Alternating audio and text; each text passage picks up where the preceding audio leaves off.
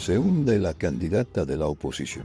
Se hunde Xóchitl Gálvez, que va de fracaso en fracaso y de desastre en desastre. Su incoherencia, su incapacidad, su ignorancia y sus contradicciones la evidencian como lo peor que pudo haber elegido la oposición. O tal vez no, o tal vez es el reflejo de esa oposición caduca, de esa oposición decadente que no tiene ideas. Porque las ideas de la oposición y las ideas de Xóchitl Gálvez, si a lo que dice pueden llamarse o puede llamarse ideas, son la repetición del pasado que destruyó a México. Esa absurda dicotomía que coloca a lo privado en primera posición y destruye lo público y lo critica y lo aniquila. Esa furia privatizadora que regresa de un pasado negro, del pasado neoliberal que en todo el mundo acabó con la sanidad pública, con la educación pública, con los bienes y servicios públicos necesarios para todos.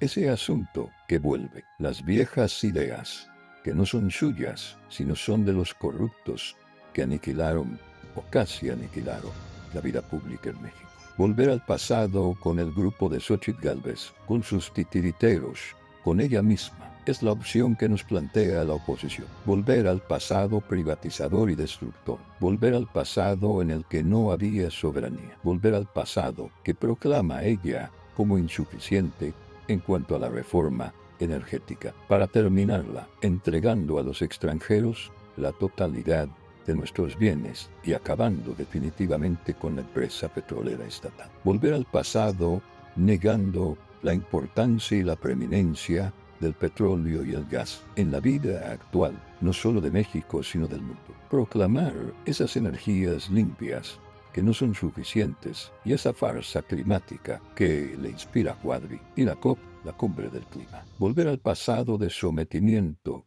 y de contradicción cuando quiere que el combate al narcotráfico, al crimen organizado, sea el fracasado de Calderón, sometido y sujeto a los dictados de los Estados Unidos, al Comando Norte de los Estados Unidos, porque se duele de que nos quieran sacar de la sujeción, de la esclavitud. Volver al pasado condenando la política independiente, libre y soberana de Andrés Manuel López Obrador y exigiendo a gritos nuevamente el sometimiento a la potencia del norte. Volver al pasado en todos los ámbitos de la vida. Volver a ese negro pasado, negro, terrible, oscuro y sanguinario de corrupción. El pasado en el que los políticos compraban beneficios, obtenían contratos y concesiones para ellos y sus familiares en razón de sus cargos, y luego lo justificaban como ella. Volver al pasado de farsa e hipocresía, de esa doble moral, de ese doble discurso, de ese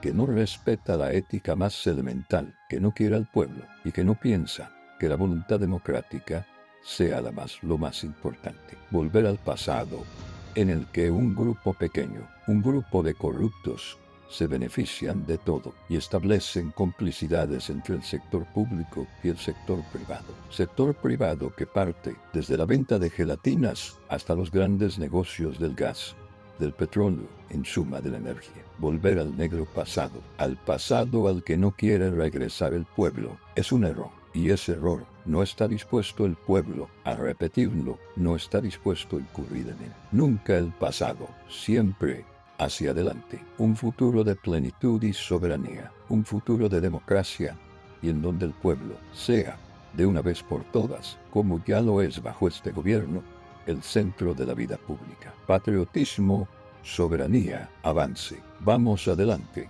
nunca el pasado, el negro pasado de la pandilla que puso una candidata que se esfuma, que desaparece, una candidata que es un cuerpo sin cabeza, como lo son ellos. Por eso estamos con nuestro presidente, estamos jóvenes.